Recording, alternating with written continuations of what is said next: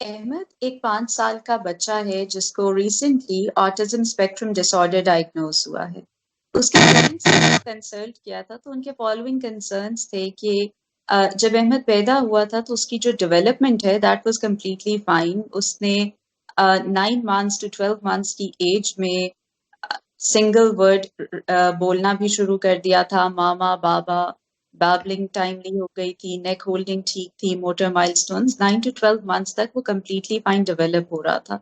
But then slowly and gradually they noticed कि वो regret कर रहा है। जितना बोलना शुरू किया था वो भी उसने छोड़ दिया, सोशल स्माइल नहीं दे रहा था, इमोशंस रेसिप्रोकेट नहीं करता था। जब वो जैसे जैसे ग्रो कर रहा था, थोड़ा शाय हो रहा था, आई कांटेक्ट नहीं करता था, सोशलाइजेशन अवॉइड कर रहा था, even he was when he was with kids तो ही वांटेड टू प्ले, लेकिन उनको ऑब्जर्व ज्यादा करता था rather than being a part of the play activity. So थोड़ा आइसोलेटेड रहता था, फ्रेंड्स नहीं बना पाता था। At the same time behaviourally काफी हाइपर था, टैंट्रम्स थ्रो करता था, स्टबन था। सो पेरेंट्स काफी कंसर्न थे, जिसकी वजह से उन्होंने अपने पीडियाट्रिशियन को कांटेक्ट किया और वहां से रेफर होकर जब वो साइकोलॉजिस्ट तक आए तो साइकोलॉजिस्ट ने उनकी काफी डिटेल इवैल्यूएशन के बाद असेस किया that he was going through a condition known as autism spectrum disorder. इसके मल्टीपल साइंस होते हैं जो कि पेरेंट्स अगर अर्ली एज में डिटेक्ट कर पाएं तो हम इसकी टाइमली आइडेंटिफिकेशन से टाइमली मैनेजमेंट प्रोवाइड करके बच्चों की स्किल्स को डेवलप कर सकते हैं। Assalamu alaikum. I'm Tahira Javed. I'm a consultant psychologist and a hypnotherapist. I'm working as a head consultant at Pehchan Clinic. Pehchan aims to provide mental health awareness by providing online resources and by hosting various workshops, trainings, and support group events. I am also affiliated with Integrated Health Services Children and Family Hospital as well as Institute of Medical Rehabilitation GH Islamabad. This month, we have on board Dr. Khurram Saleh, who is a consultant psychiatrist based in UK. His niche areas are autism spectrum disorder and ADHD. This month, we'll be hosting various videos related to autism and various aspects related to it. We would appreciate if you can drop your questions in the comment section that we can cater during the series of the videos related to autism. If you want to stay checked in with your mental health, you can subscribe to our channel and click the notification bell so that you're notified timely about all the upcoming videos. Our social media handles will be linked in the description box below. You can follow and like to stay connected to all the online resources being provided there. Thank you. So for the reason कि ये science और symptoms क्या होते हैं, वो कौन से red flags हैं जो पेरेंट्स को नोट करने चाहिए ताकि अर्ली आइडेंटिफाई कर सकें, we have requested doctor Khurram Sadiq to be a part of पहचान्स platform to create awareness about what exactly is autism and what are those concerns and signs that parents can look up to with reference to different age groups. So thank you so much for Dr. Khurram. You have always been kind enough to join Pehchan's platform to create awareness. We welcome you to this autism series. Sir, I would like to know, like, when a child is born, from that point onwards, what do you think are those concerns that parents should keep in mind? For example, what are those signs when the child is born, during soon after the birth, and then till the age of 3 to 6 months? Thank you very much, Tahira. It's always a pleasure, as always. कि पहचान के platform पे, मतलब it's a very important platform psycho education के लिए, parents की और साथ साथ जो कम्युनिटीज की है. Autism is, as you all know, it's something which is very close to my heart. Autism spectrum disorder. It's a neurodevelopmental condition. इसका मतलब है in layman language के people are born with it. बचपन से होता है, ये hereditary है, genetic transmission है इसकी. अभी तक environmental factors affect करते हैं, लेकिन वो etiological factors में नहीं आते, लेकिन उसकी वजह से autism नहीं हो सकता. ये पिछली उसमें भी हमने सीरीज में भी डिस्कस किया था. तो अब जो है red flags, those are very important, कि वो चीज़, वो मेन फीचर्स जिसकी वजह से आप हेल्प कर सकते हैं पेरेंट्स को कि वो उस चीज़ों को नोट कर लें और अपने क्लिनिशियन से बात कर लें. उस चीज़ के बारे में। तो हम इसको डिवाइड करते हैं 0 to 12 मंथ्स और फिर 12 मंथ्स ऑनवर्ड्स कि क्या-क्या चीज़ें हो सकती हैं।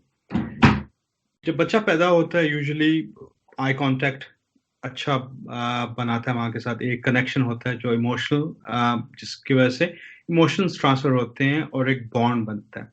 तो उन बच्चों में आई कांटेक्ट नहीं होता, उनमें वो बच्चे जो हैं पॉइंट नहीं कर सकते हैं, बैबलिंग नहीं होते, किसी चीज़ पे हँसते नहीं, बहुत सीरियस फेस होता है। एज़ इफ मुझे एक माँ ने बताया कि उन्हें ऐसा लगता था कि बच्चा उनके साथ बोलने की कोशिश कर रहा है and when the kid was only 2 months of age, toddler जो था 2 महीने का था और वो कम्युनिकेट करने की कोशिश कर रहा था but with eyes not showing any empathy or any sensitivity, just a gaze. अगर हंसाने की कोशिश करो हंसता भी नहीं था, बैबलिंग भी नहीं करता था, बोलता भी नहीं था। तो ये तो अर्ली चीजें हैं, जरूरी नहीं है कि ये इंडिकेशन हो। मैं हमेशा ये कहता हूँ कि ऑटिज्म के लिए आपको तकरीबन 3 साल तक वेट करना चाहिए। यूजुअली गाइडलाइंस हैं 18 महीने की, लेकिन अगर लैंग्वेज डेवलप ना हो तो आपकी जो प्रेजेंटेशन है वो ऐसे बन जाती है जैसे बच्चे को ऑटिज्म है। तो लैंग्वेज डेवलपमेंट के बाद कभी-कभी पता चलता है कि एक्चुअली वो जो था वो it was not because of autism या उसको ऑटिज्म था, it was because the person was not able to communicate. 12 महीने के बाद जो चीजें नजर आती हैं वो ये होता है कि चलना, टिपटोइंग मतलब पाँव की उंगलियों पे चलना। उसके बाद खाने की प्रेफरेंसेस, खाना वेरी स्पेसिफिक थिंग्स, कोई अगर टेक्सचर हो या वो हो, कोई ऐसी चीज हो या गुई चीज हो जैसे जेलीज हो, जेलो हो जाता है, कस्टर्ड हो जाता है, वो उसके टेक्सचर को वो कॉम्प्रिहेंड नहीं कर सकते हैं बच्चे और उसकी वजह से वो अपने खाने की उनकी हैबिट्स बहुत रिस्ट्रिक्टेड हो जाती हैं और उनको कहते हैं कि they what a restricted palette, कि वो कुछ चीज़ों को टेक्सचर को बिल्कुल डिटेस्ट करते हैं, उनको उसको बर्दाश्त नहीं कर सकते हैं उन टेक्सचर्स को। फिर ये चीज़ टेक्सचर्स की जो चीज़ है ये क्लोथिंग्स में भी आ जाती है। मतलब जैसे कुछ कपड़े हैं वो कहते हैं कि इच करते हैं, टैग्स होते हैं उनको काफ़ी डिस्टर्ब करते हैं टैग्स, अगर सब पीछे गर्दन पे हों या कमर के साथ हों। तो इसलिए आपने देखा है कि अक्सर कंपनीज ने अब टैग्स लगाना बंद कर दिए और वो काइंड ऑफ उसके ऊपर फैब्रिक के ऊपर ही वो एक प्रिंटेबल फॉर्म में वो चीज़ ले आते हैं कि साइज क्या है, सारा कुछ क्या है। One of the factors is this. और जो चीज़ होती है उनकी सेल्फ हाइजीन का मसला होता है। तो सेल्फ हाइजीन में ये होता है कि वो नहाना नहीं चाहते हैं, बाथ लेना भी नहीं चाहते हैं, अगर कोई उनके बाल को कंघी करे तो वो उनके लिए एक मसला होता है, शोर मचाते हैं। वो नहीं होता कि वो टेंट्रम्स थ्रो कर रहे होते हैं, उनको दुखता है, उनके पेन रिफ्लेक्सेस जो होते हैं बहुत तेज होते हैं। वो जब बाद में वर्बलाइज करते हैं, जब हमें पता चलता है, जैसे एक बच्चा था उसने 3 साल की उम्र से पर्सनल हाइजीन की तरफ तवज्जो नहीं दे रहा था। बाय द टाइम हमारे पास आया 15 साल का था, तो उससे जब पूछा गया तो उसने कहा कि किसी ने आज तक मुझसे पूछा ही नहीं कि तुम ये क्यों करते हो। जब मैं शावर के नीचे जाता था, शावर इतना तेज होता था कि वो मुझे दुखाता था। तो इसका मतलब है कि आपके जो नर्व एंडिंग है इतने सेंसिटिव हैं कि और उनको उसके ऊपर ना सिर्फ पानी बल्कि अगर कपड़े भी पहने तो कपड़े भी उसके स्किन को दुखाते थे। तो अक्सर ये होता था कि जैसे ही स्कूल से आया तो कपड़े उतार के इन पैंट्स उस बच्चे ने भागना शुरू कर दिया। तो वो कहते हैं ये देखो ये बदतमीज बच्चा है, ये तो मिसबिहेव कर रहा है, माँ ने तरबियत सही नहीं की है, इस किस्म की चीजें सामने आ जाती हैं। लेकिन we need to get to the bottom of it कि इस किस्म के बिहेवियर्स होते क्यों हैं। तो अक्सर इसमें जो उनके जो नर्व एंडिंग्स होते हैं काफी हाइपर सेंसिटिव होते हैं। उसके अलावा आई कांटेक्ट नहीं करते, आई कांटेक्ट उन्हें बहुत अनकंफर्टेबल लगता है, या फिर अगर आई कांटेक्ट होता है तो बहुत स्ट्रॉन्ग किस्म की गेज होती है, कंटिन्यूस गेज होती है, जो कि which is very uncomfortable for them, क्योंकि उन्हें पता नहीं होता है कब स्टार्ट करें, कब रोकें, कब मॉड्यूलेट करें। कुछ बच्चे जो होते हैं वो आपकी आंखों में देखते हैं, फिर 2 सेकंड, फिर किसी और तरफ देखते हैं, फिर आंखों में देखते हैं, फिर दूसरी तरफ देखते हैं। तो एक बच्चा था, उसने मुझे कहा कि मुझे मेरा 7 सेकंड्स रूल है कि मैं 7 सेकंड मैं गिनता हूँ 1 2 3 4 5 6 7, उस वक्त तक मैं आंख में देखता हूँ, फिर मैं दूसरी तरफ देखता हूँ, फिर मैं 7 गिनता हूँ, दोबारा मैं आंखों में देखता हूँ, फिर मैं 7 गिनता हूँ। 7 सेकंड्स पे उसका आई कांटेक्ट चेंज हो रहा था।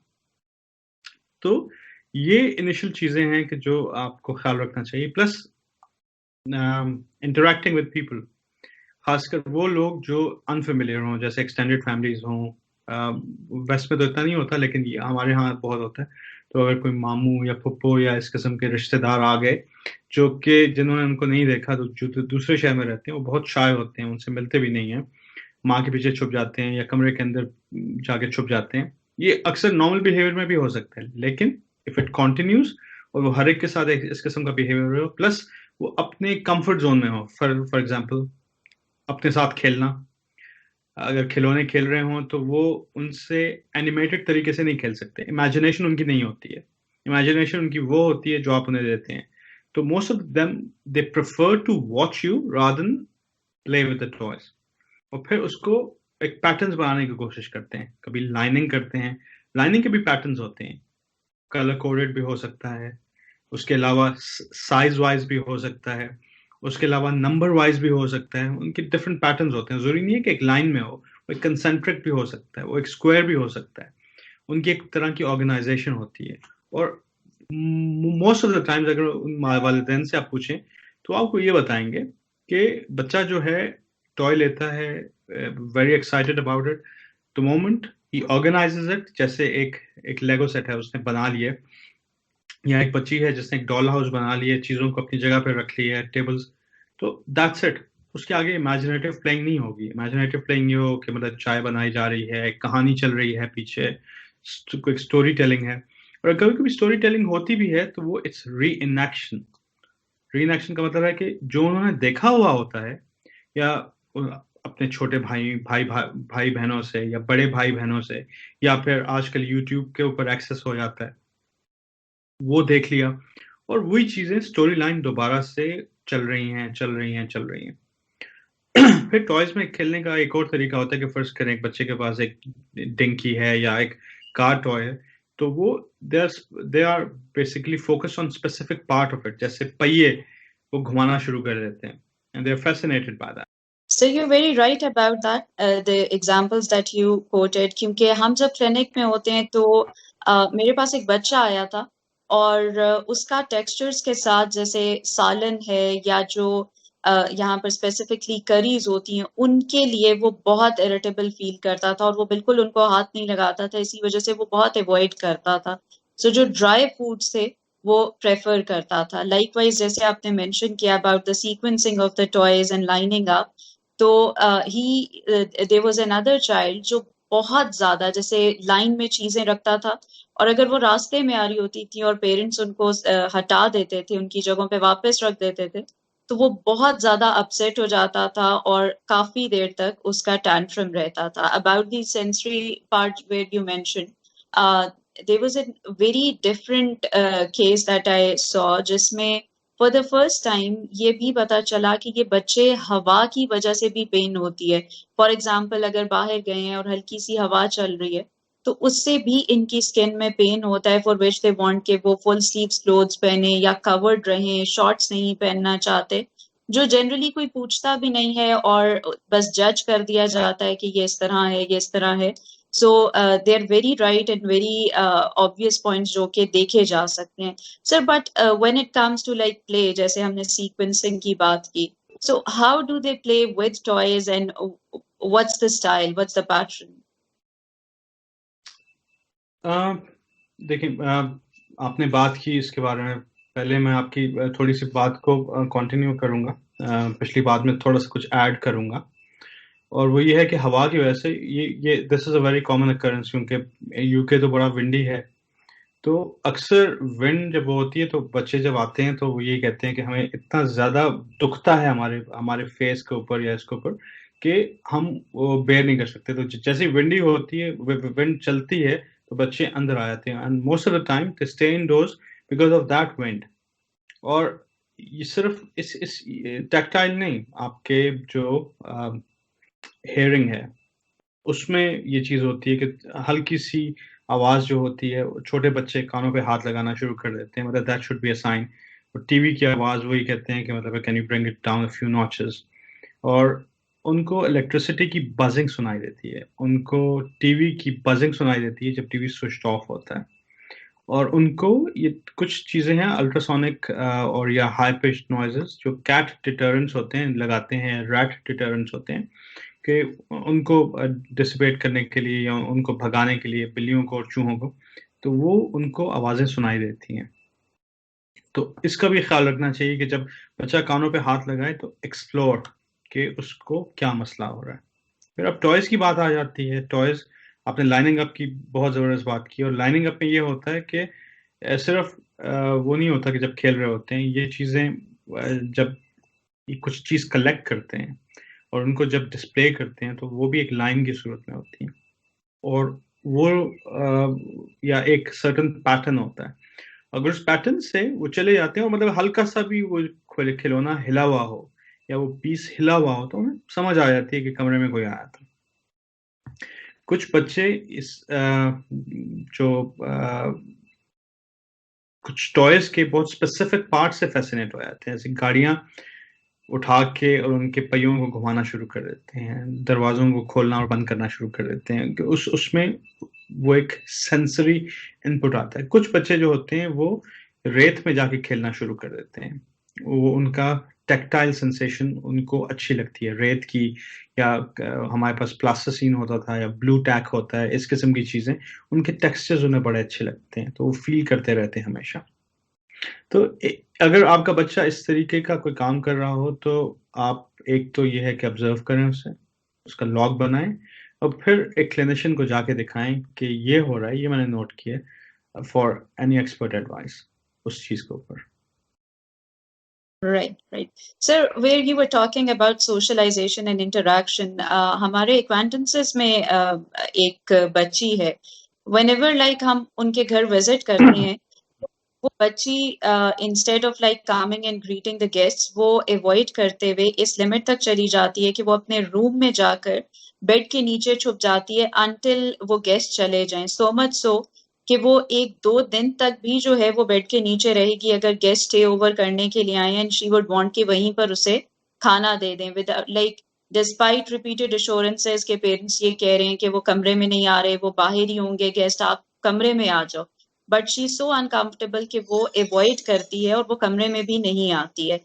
So, sir, like socially interact करते हुए, what are the concerns and किस एज तक इनकी ये चीजें बहुत pronounced होती हैं जो पेरेंट्स देख सकते हैं?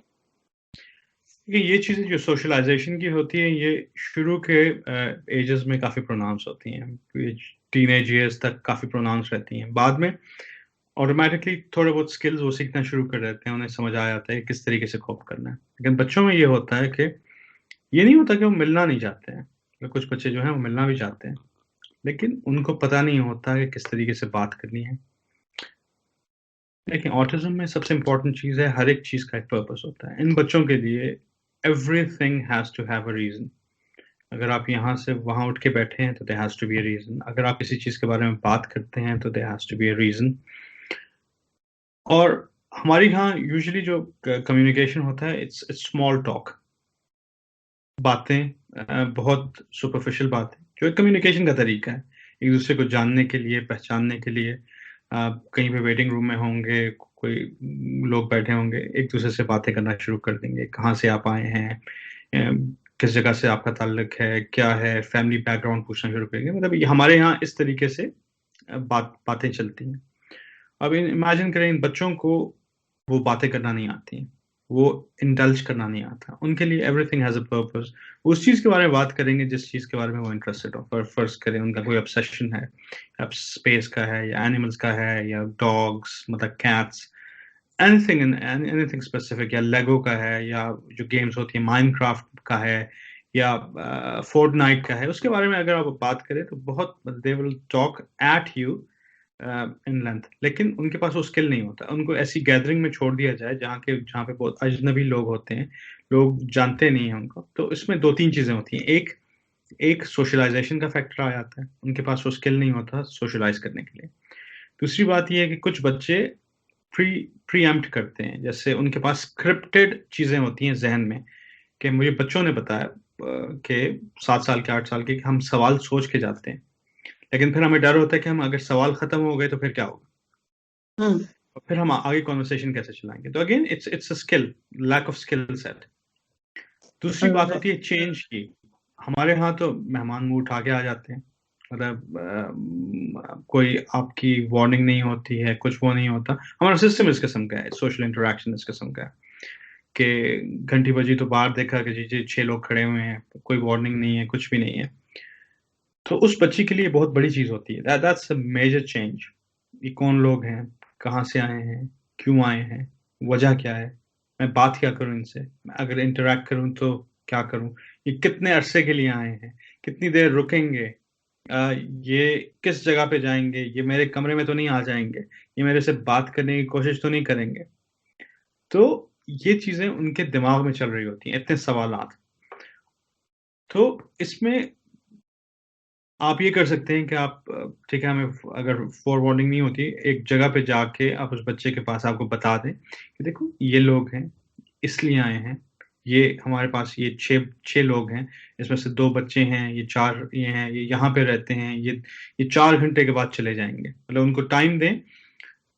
अगर 2 घंटे के बाद भी उन्होंने जाना है तो आप 4 घंटे का टाइम दें, क्योंकि 2 घंटे के बाद उनका सवालात फिर से शुरू हो जाएंगे। ये अभी तक गए क्यों नहीं है, ये अभी तक बैठे क्यों हुए हैं। तो इस किस्म की चीजें, देयर आर मल्टीपल फैक्टर्स। इस सोशलाइजेशन का सिर्फ वो नहीं होता। प्लस सेंसरी, अगर वो टैक्टाइल हैं बहुत, तो अपने आप को किसी को करीब नहीं आने देंगे। हमारे यहाँ सबसे कॉमन चीज क्या होती है, जैसे ही बच्चा देखा तो मतलब गाल को खींचना शुरू कर दिया, किस करना शुरू कर दिया, कडल करना शुरू कर दिया, हग करना शुरू कर दिया। ये कॉमन चीजें हैं हमारे इसमें, हमारे कल्चर में, बल्कि हर कल्चर में ये है। तो वो उस चीज को, अगर टैक्टाइल है तो they don't want anybody in their personal space. उनको नहीं पता वो बंदा उनकी पर्सनल स्पेस में क्यों आ रहा है, वो क्यों कर रहा है। प्लस उनको अगर टैक्टाइल है तो अच्छा नहीं लगता, उन्हें बुरा लगता है, बहुत अनकंफर्टेबल फील करते हैं, कभी कभी दर्द भी महसूस करते हैं। एक बच्चे ने कहा कि I don't like to be hug, क्योंकि वो इतना जोर से मुझे खींचते हैं, मेरा सांस रुक जाता है और मैं सफोकेशन फील करता हूँ। तो इस किस्म की चीजें डिफरेंट तरीके से उन बच्चों में होती हैं। तो आपको ये मल्टीपल चीजें, एक इस सोशलाइजेशन का मतलब नहीं है कि वो चेंज, सोशलाइजेशन का मतलब ये नहीं है कि उनके पास सोशल स्किल नहीं है। Multiple factors to it which you have to explore. Right. Sir, when it comes to like change, उसके साथ ही interactions हैं.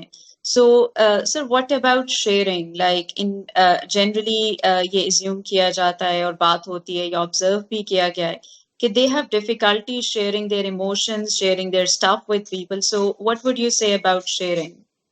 देखिए, शेयरिंग जो इमोशन की बात होती है, अगर आप इन बच्चों से पता कर रहे हैं तो उनको अपने इमोशंस का खुद भी समझ नहीं आता कि उनके जहन में जो चल रहा है ये है क्या।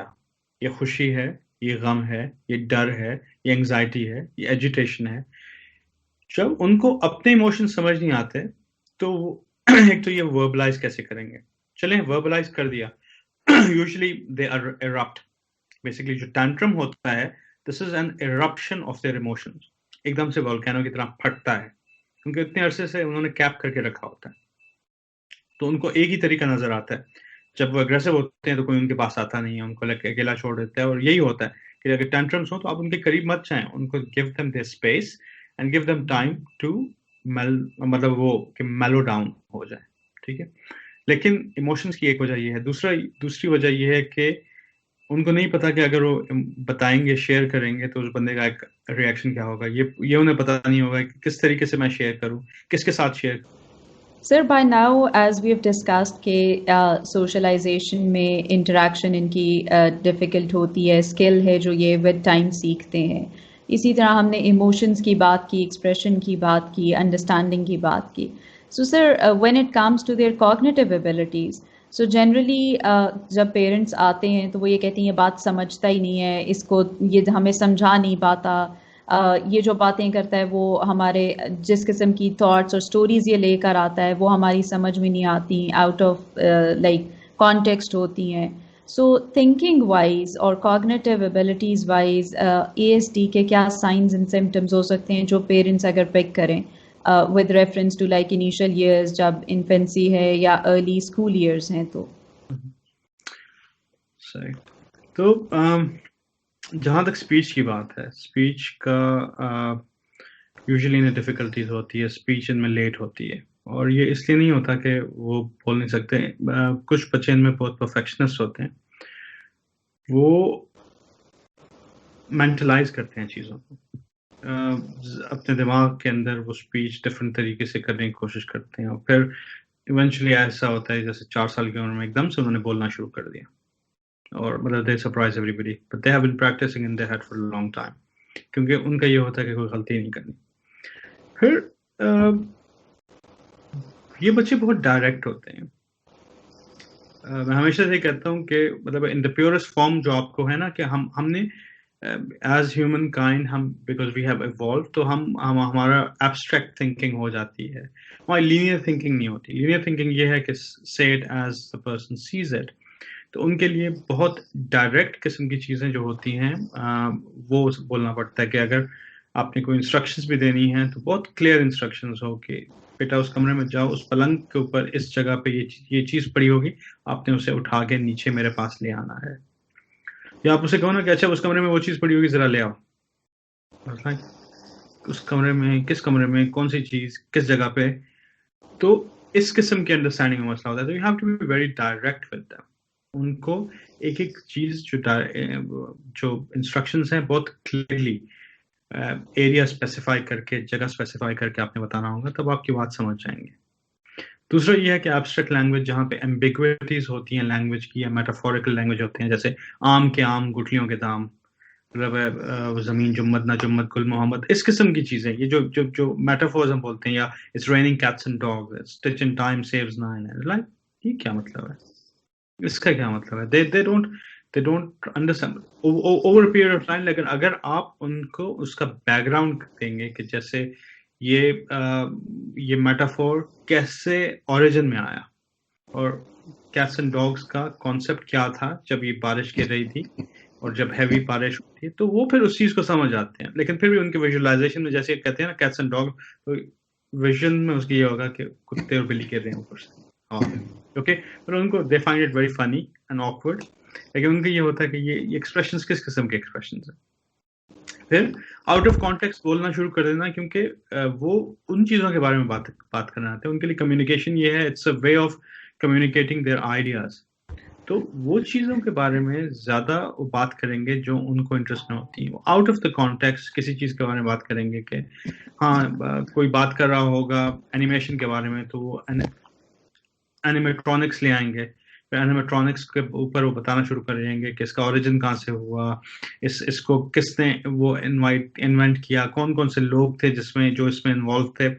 या अगर वो कोई एनिमल्स के बारे में बात कर रहा है तो अपने वो डॉग कुत्ते की बात करना शुरू कर देगा, बिल्ली की बात कर, उसके ऊपर ब्रीड्स में चला जाएगा कि कैट्स कितनी ब्रीड्स होती हैं, ये यहाँ पे खाता है, और दूसरे को लगेगा कि ये बिल्कुल आउट ऑफ कॉन्टेक्स्ट हो रहा है, क्योंकि उनके लिए कम्युनिकेशन ये होता है कि उन्हें अपने आइडियाज बाहर रिलीज करने होते हैं। तो किसी तरीके से कोई भी कन्वोक कर रहा होगा तो वो they will interrupt the conversation. तो फिर तरीका उनका ये है कि मतलब you have to bring it back, कि बेटा मैं ये बात कर रहा था, आपसे मैं बात उस वक्त करूंगा थोड़ी देर में 5 मिनट के बाद, फिर मैं आपसे बात करता हूँ और इस चीज के बारे में बात करूंगा आपसे। This is how you steer them. फिर cognitive abilities, they are smart kids, most of them. 30% autism spectrum disorder में डिसेबिलिटी होती है, इंटेलेक्चुअल डिसेबिलिटी होती है, जैसे आईक्यू जो होता है या बॉर्डर लाइन होता है या नीचे होता है बॉर्डर लाइन से। लेकिन most of the time they are smart kids और उनको पैटर्न्स, अब उनमें तरह तरह की किस्में हैं। कुछ लोग पैटर्न्स रीड करते हैं, कुछ लोग लॉजिकल होते हैं, कुछ लोग जो होते हैं क्रिएटिव होते हैं, जैसे कुछ ड्राइंग वगैरह करते हैं, अटेंशन टू डिटेल। ऐसी 6 साल का बच्चा 7 साल का बच्चा इतनी डिटेल ड्राइंग करेगा या स्केचेस बनाएगा कि मतलब it's an eye opener for people. फिर लॉजिकल होते हैं, जैसे मैथ्स और साइंस में उनका दिमाग ज्यादा चलता है। या फिर मतलब साइंटिफिकली होते हैं, मतलब एक साइंटिफिक लॉजिक उनके पास होता है जो कि मतलब साइंस में ज्यादा इन्वॉल्व हो सकते हैं, स्पेस वगैरह, that those things that make sense to them. तो उनकी एबिलिटीज भी डिफरेंट किस्म की होती हैं। कुछ लोग पजल सॉल्व करते हैं, प्रॉब्लम सॉल्विंग होती है। तो मैं एक पेशेंट से बात कर रहा था, तो मतलब he was 50 years of age और वो क्राइसिस में हमारे पास आया। तो it was an incidental finding कि हमने पता चला है कि ये ऑटिज्म स्पेक्ट्रम डिसऑर्डर इस बंदे में है। उस बंदे की कोई एजुकेशन नहीं थी, कुछ भी नहीं था, लेकिन वो CEO के लेवल तक गया था, इसलिए क्योंकि he was very good at problem solving. उसको कोई प्रॉब्लम ला के दो तो उसके वो 10 सॉल्यूशंस आपको दे देता था। किसी किस्म का प्रॉब्लम हो, मैनेजमेंट प्रॉब्लम हो या रिसोर्स प्रॉब्लम हो, इस किस्म का। और वो he started climbing up the ladder till he went to a stage कि वो CEO बन गया कंपनीज का। फिर उसने जॉब्स चेंज करना शुरू कर दी। तो his skill was कि वो एक प्रॉब्लम को उठाता था, उसके सॉल्यूशंस देके, एक आम बंदे के लिए शायद उसका एक भी सोल्यूशन ना हो या 2 सोल्यूशन हो, वो बंदा 10 सॉल्यूशंस आपको दे देता था कि ये इस तरह होगा, हर एक इंट्रिकेट डिटेल्स बता के देता था। And that person did not complete even his GCSEs. तो आप अज्यूम नहीं करते ऑटिज्म स्पेक्ट्रम डिसऑर्डर में कि बच्चा जो है उसकी कॉग्निटिव एबिलिटीज कम है, अनलेस के मतलब इंटेलेक्चुअल डिसेबिलिटी साथ है, then that can be a problem. या आपका कोई जेनेटिक डिफेक्ट है या कोई आपकी जीन मिसिंग है वहां पे उस पूल में, तो that can create a problem, लेकिन otherwise they are very smart kids. So, sir, as we discussed about cognitive abilities, जो इनकी cognitive thinking patterns हैं, वो आपने mention किया कि किस तरह के होते हैं।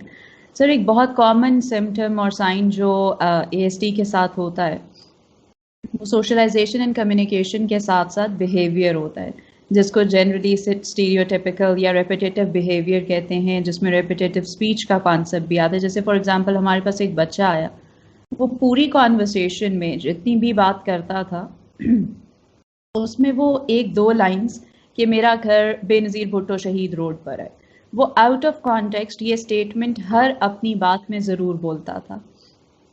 लाइकवाइज हमारे पास एक और बच्चा है जो जब भी क्लिनिक में फॉर थेरेपी आता है, वो जनरली मेरे रूम में एंटर होता है, आकर एक स्पेसिफिक विंडो पर जाता है, आके चेयर को 3 दफ़ा मूव करता है, उसके बाद दूसरी विंडो पे होके फिर वो थेरेपिस्ट के साथ उसके रूम में जाता है। And this is the pattern. अगर हम इसे इंटरप्ट करें तो वो बहुत डिस्टर्ब हो जाता है, अपसेट हो जाता है, और जब हम उसे पैटर्न कंप्लीट करने देते हैं तो वो बहुत इजीली थेरेपिस्ट के साथ चला जाता है बाद में। सो सर, इस तरह के कुछ पैटर्न्स या कुछ ऐसे स्पीच में रिपीटेटिव पैटर्न्स हैं जो ASD में कॉमन हैं? बिल्कुल, सिर्फ स्पीच में नहीं, ये उनके बिहेवियर्स में भी बहुत कॉमन चीजें हैं। जो आपने बताई कुर्सी वाला, कभी कभी ऑब्सेसिव कंपल्सिव वो भी होते हैं, सिम्टम्स भी होते हैं इन बच्चों में। तो वो they have to do a certain thing in a certain order. जैसे कुछ लोग जो होते हैं वो न्यूमेरिकली बाउंडेड होते हैं कि हमने अगर कोई चीज़ करनी है तो इवन नंबर्स में करनी है, हमने ऑड नंबर्स में नहीं करनी है। तो वो जब काम करते हैं 4 दफ़ा करते हैं या 2 दफ़ा करते हैं या 6 दफ़ा करते हैं, तो उनके जहन में पैटर्न्स होते हैं और पैटर्न्स बिल्ड होते हैं। अगर उसको डिसरप्ट करें तो जैसे ऑब्सेसिव कंपल्सिव डिसऑर्डर में होता है कि एंजाइटी होती है, एजिटेशन होती है, तो उसमें टेंट्रम्स हो जाते हैं। स्पीच में भी यह है कि अगर कोई उन्हें लफ्ज अच्छा लग गया तो वो रिपीट करते रहते हैं, आउट ऑफ कॉन्टेक्स्ट रिपीट करेंगे, over and over again repeat करेंगे, डिफरेंट एक्सेंट्स में रिपीट करेंगे। और आपको पता चलेगा कि अमेरिकन एक्सेंट में बोल रहे हैं या इंग्लिश एक्सेंट में बोल रहे हैं या ऑस्ट्रेलियन एक्सेंट में बोल रहे हैं, क्योंकि इसी तरीके से उन्हें सुना होता है, तो वो अपनी लैंग्वेज में उसको उस तरीके से इनकॉर्पोरेट कर लेते हैं। They feel good about it. ये तो लैंग्वेज और बिहेवियर्स की बात आ गई। आपके जो हैबिट्स हैं वो भी रिपीटेटिव हो जाती है, मतलब उन बच्चों की या उन लोगों की जो ऑटिज्म स्पेक्ट्रम डिसऑर्डर पे होते हैं। जैसे अगर उन्हें कोई आउटफिट अच्छा लग गया तो they wear the same outfit over and over and over again, क्योंकि उनको अपना आप अच्छा लग रहा होता है, बी उसमें वो कंफर्टेबल होते हैं, सी जब उनका कंफर्ट लेवल हो जाता है तो वो चेंज नहीं करना चाहते। तो अक्सर ये मैंने देखा है कि जब एडल्टहुड में जाते हैं तो वो एक ही आउटफिट जो है ना वो डिफरेंट कलर्स में ले लेते हैं, जैसे सेम मटेरियल और सेम डिजाइन लेकिन डिफरेंट कलर्स, 6-7 डिफरेंट कलर्स, या सेम कलर के 7 आउटफिट सेम डिजाइन वो ले लेते हैं। ब्रांडिंग भी सेम होगी उसकी, वो ब्रांड भी, क्योंकि वो उसमें कंफर्टेबल फील करते हैं, वो उनकी बॉडी के ऊपर अच्छा बैठ रहा होता है। फिर कुछ लोग जो होते हैं मूवी क्लिप्स रिपीट करते हैं या मूवीज देखना रिपीट करेंगे। कि मैंने उस दिन किसी से बात की तो कहता है लॉर्ड ऑफ द रिंग्स मैंने इतनी दफा देखी है। मैंने कितनी दफा? तो कहता है कि पूरी सीरीज मैंने तकरीबन 1000 टाइम्स देखी होगी। कहता है मैं हॉबिट से शुरू करता हूँ, सुबह 8 बजे शुरू करता हूँ और रात के 10 बजे तक मैंने पूरी हॉबिट सीरीज खत्म की होती है। फिर लॉर्ड ऑफ द रिंग्स पे आता हूँ दूसरे दिन, इसी तरीके से मैं खत्म करता हूँ। और उसमें कुछ सीन्स होते हैं कि कुछ लोग जो होते हैं एक मूवी में एक सीन तक जाएंगे क्योंकि वो सीन का इंतजार करेंगे, जब सीन चला जाएगा तो या वो तो रिपीटेडली उसे देखेंगे या फिर they will stop the movie और उस चीज को वहीं पे खत्म कर देंगे। कुछ लोगों का होता है कि मैंने सारा कुछ देखना होता है, वो इसलिए होता है कि उनको उनका कंफर्ट जोन होता है, उन्हें पता होता है कि आगे आगे क्या है, कोई सरप्राइजेस नहीं है उनके लिए। एक मूवी उन्हें अच्छी लगी और उसमें कुछ सीन्स उन्हें अच्छे लगे और उनके कुछ कैरेक्टर्स अच्छे लगे, वो उसी तरीके से करेंगे जो उनके जहन में होता है कि बिहेव करेंगे। नई मूवीज देखते हैं तो they have to concentrate a lot और उनको पता नहीं होता कि अगले सीन में हो क्या रहा होता है। ऑटिज्म में एक सबसे इंपॉर्टेंट चीज होती है कि नॉट नोइंग द अननोन, उनका एक डर होता है। इस वजह से वो किसी चेंज को भी बर्दाश्त नहीं करते हैं, इस वजह से वो रूटीन को भी बर्दाश्त नहीं कर सकते हैं, उस वजह से वो उसके लिए वो सारी चीज़ें जो सर्टन बिहेवियर्स हैं रिपीट करते हैं, सर्टन हैबिट्स हैं उनकी रिपीट हो जाती हैं। जैसे खाना है, अगर उन्हें कोई एक अच्छा फूड डिश अच्छी लग गई है, जैसे किसी को कोफ्ते अच्छे लग गए, तो वो अगले 4 महीने तक उसके लंच में और डिनर में कोफ्ते ही होंगे।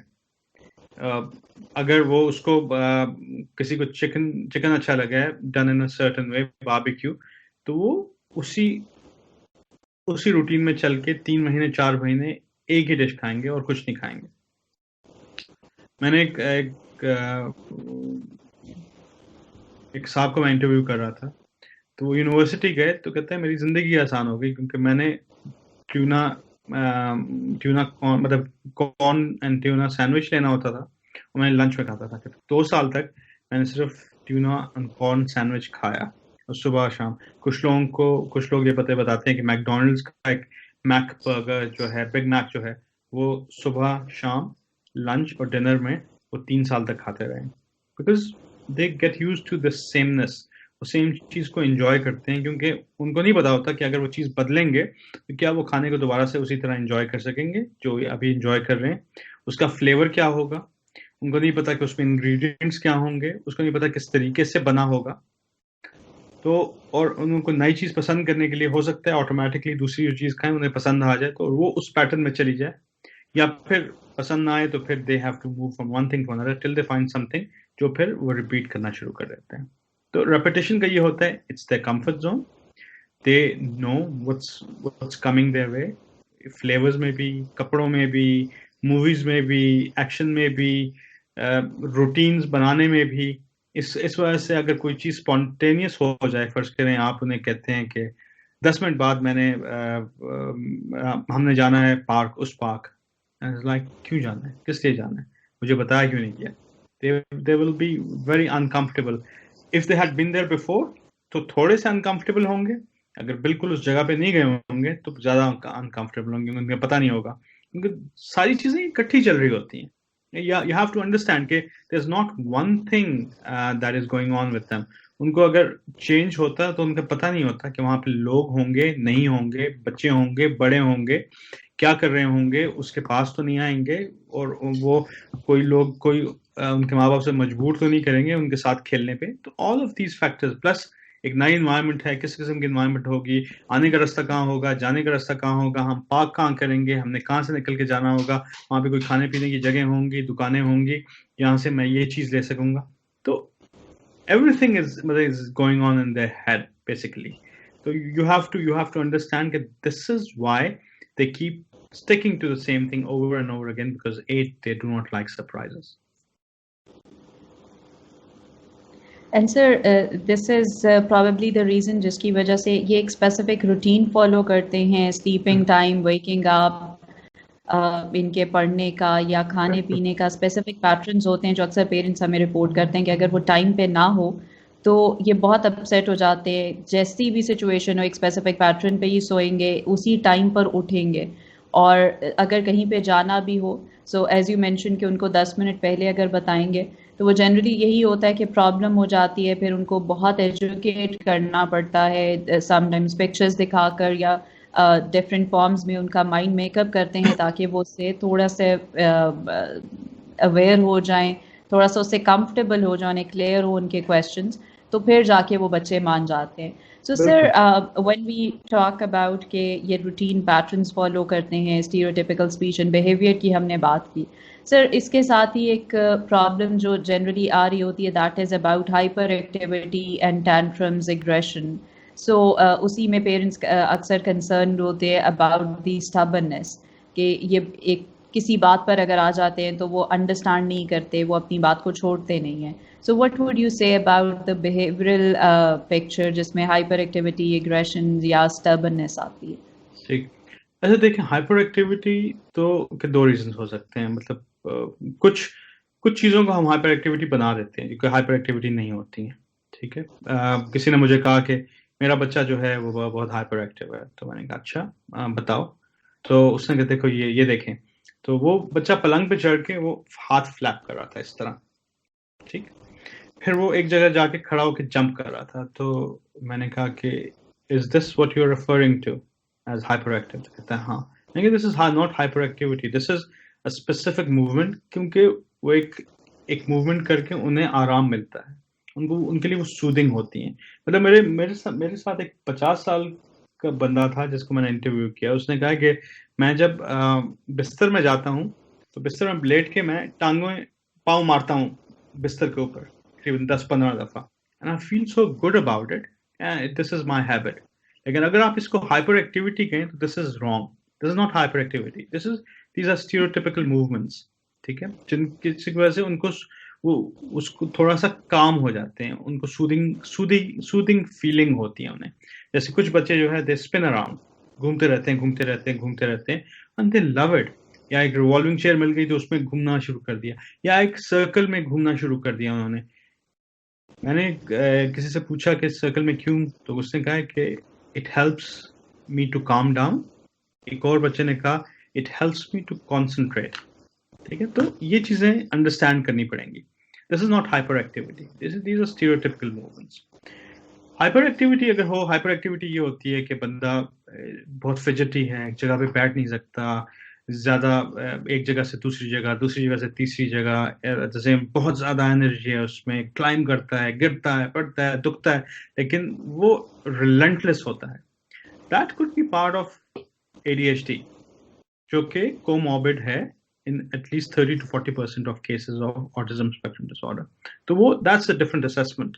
तो आपने differentiate करना है कि हाइपर एक्टिविटी है या स्टीरियोटिपिकल मूवमेंट्स है। ठीक, फिर आपने ये कहा कि बहुत स्टबन हो जाता है। अक्सर जो एग्रेशन मैं देखता हूँ वो ये होता है कि they are fixed in the behaviours, और उनको एकदम से कुछ कहा जाता है और वो the expectation is they have to change it immediately. मतलब भाई ये बहुत रेजिमेंटेड रूटीन जैसे स्कूल्स में होती हैं, without exploring the kids needs, तो वहां पे बच्चा एग्रेसिव हो जाता है। एक दफा कल मैं देख रहा था एक बच्चे को, तो उससे कहा कि तुम एग्रेसिव हुए हो? तो कहता है नहीं। तो माँ ने कहा नहीं, एक दफा हुए थे, तुमने लंच बॉक्स उठा के मारा था। तो कहता है हाँ मैंने मारा था। तो टीचर को क्यों मारा था? इसलिए क्योंकि वो मुझे टॉयलेट जाने नहीं दे रहा था। तो कहते हैं द रीजन वाज नॉट कि टॉयलेट नहीं जाने दे रहा था, he was giving a very illogical reason for me not going to toilet.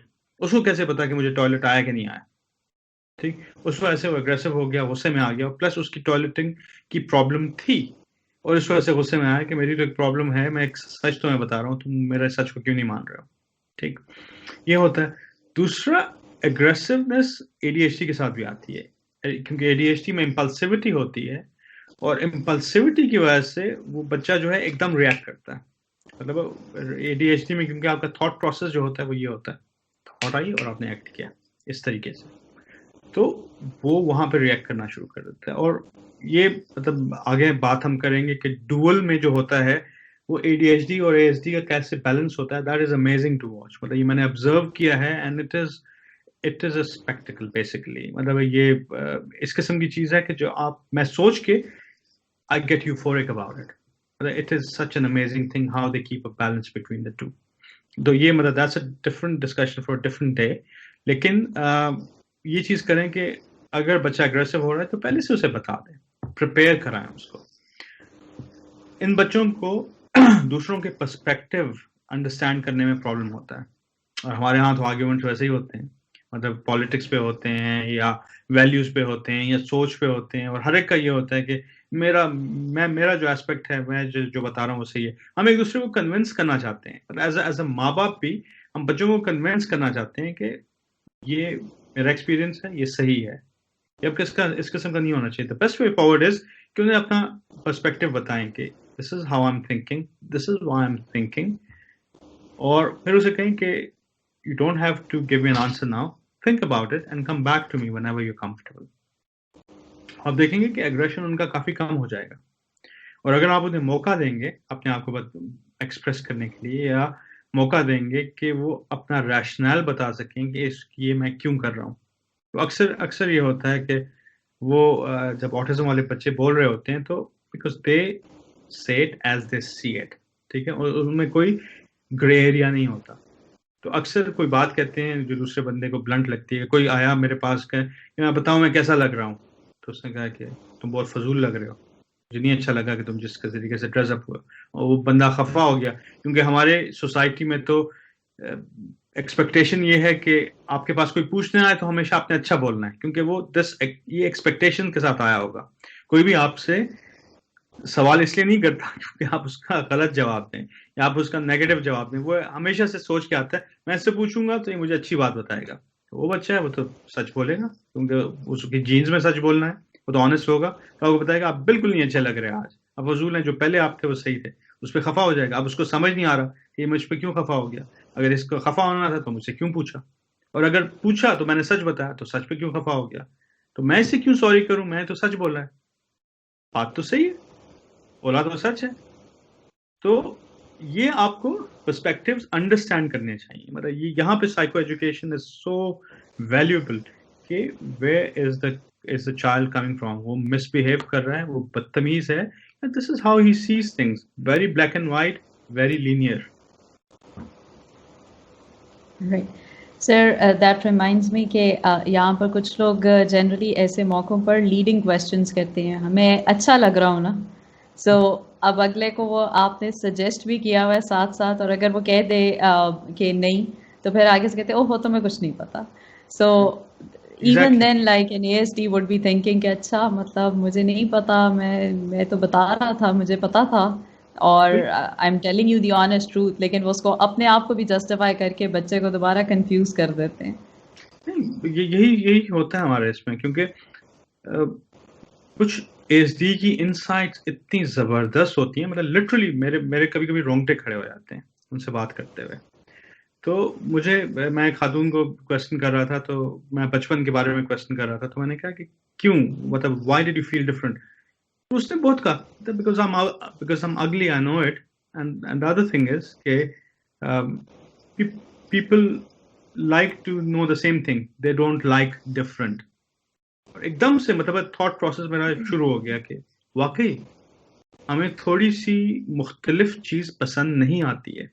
हम एक चीज को एक ही जाविये से देखने के इतने आदी हो चुके हैं कि थोड़ा सा मुख्तलिफ होता है ना, तो वो हमें लगता है, मतलब हमेशा से अगर आप देखें कंसेप्चुअलाइजेशन ऑफ आइडियाज जो रिसर्च होती हैं, या वो होता है कोई आइडिया सबसे पहले जब इंसान ने कहा होगा कि मतलब हम चांद पे जा सकते हैं या हम उड़ सकते हैं, तो लोग जो खड़े होंगे वो तो उनको तो हंसने का मौका मिल गया होगा।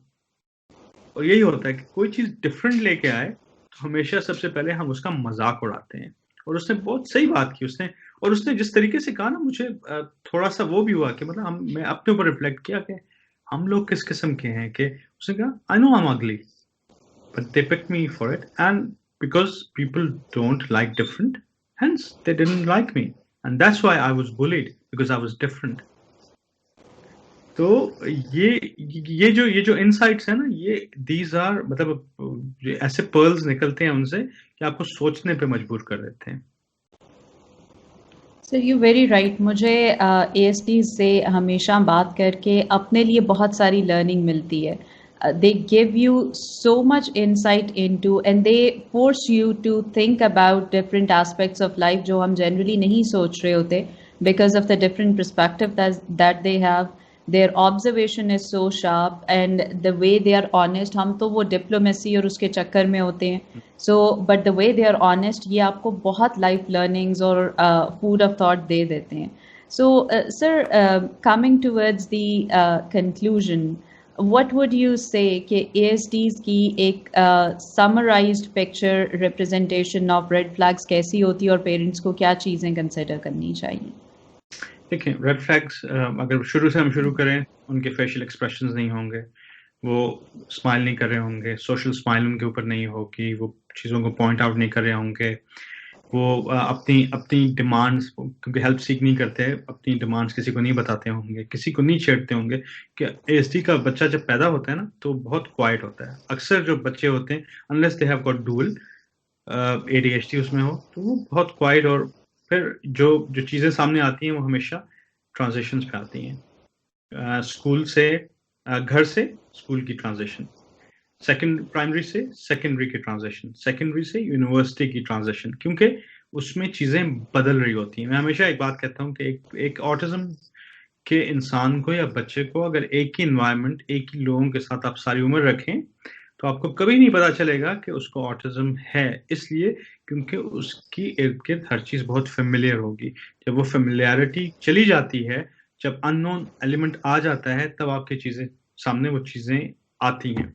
उसमें लैक ऑफ, जो बच्चों में है, लैक ऑफ इमेजिनेशन भी है, आई कांटेक्ट भी है, वो नहीं करते हैं, दे फील अनकंफर्टेबल, कानों पे हाथ लगाए देते हैं, आवाज़ बहुत तेज़ सुनाई देती है, सेंस ऑफ स्मेल उनका बहुत तेज़ होता है, उनके टैक्टाइल सेंसेशंस बहुत तेज़ होते हैं, और उसके अलावा उनकी सोशलाइजेशन नहीं होती, सोशल स्किल्स नहीं होती, इमोशंस पिक नहीं कर सकते हैं। माँ बैठी होगी, रो रही होगी, they'll start staring at mother and then they'll walk away. Most of the times उसमें रीजन ये है कि cannot pick up emotions. दूसरी तरफ ये है कि even if they pick up emotion, they don't know what to do. अगर उन्होंने देखा है कि एक तरीका हग करना और कडल करने का, अगर उनको सेंसिटिविटी है या टैक्टाइल वो है तो वो भी नहीं कर सकते हैं, तो they are very much stranded के मैं करूं तो क्या करूं, और हम लोग उसे लेबल कर देते हैं कि लैक ऑफ एम्पैथी हो गई है इस बंदे को, तो लैक ऑफ एम्पैथी नहीं हुई है। तो ये चीजें जो हैं इस पे आप नजर रखें। टिप टोइंग कर रहा होगा, थोड़ा सा क्लमजी होगा, दीवारों में चलते चलते दीवार में वो किया, फिर कुछ चीजें समझता नहीं होगा। अगर एक बच्चा आपको बार बार कह रहा है no I don't understand it, I don't understand it, और आप एब्स्ट्रैक्ट लैंग्वेज, तो आप थोड़ा सा जुमले को सिंप्लीफाई करके बताएं उसे। अगर फिर भी समझ नहीं आता, फिर और सिंप्लीफाई करें। तो ये आपके पास ये साइंस और प्रेजेंटेशंस हैं जिनके बेसिस पे आप ऑब्जर्व कर सकते हैं, और फिर क्लिनिशियन से आप उस चीज़ का रिक्वेस्ट कर सकते हैं। ये मैं एक सिंपल इसकी एग्जांपल दूंगा कि ऑटिज्म का बच्चा ऐसे होता है जैसे एक इंसान मरीख पे उतर गया हो, और उसको मार्शियंस नजर आ रहे हो, जिसके साथ उसको कम्युनिकेट करना ना आता हो, उसकी लैंग्वेज ना आती हो, देख तो सकता है लेकिन उसे कुछ समझ नहीं आ रही है। This is how people with autism spectrum disorder find themselves in the early years. Right. Sir, a very difficult condition for those who would be going through it.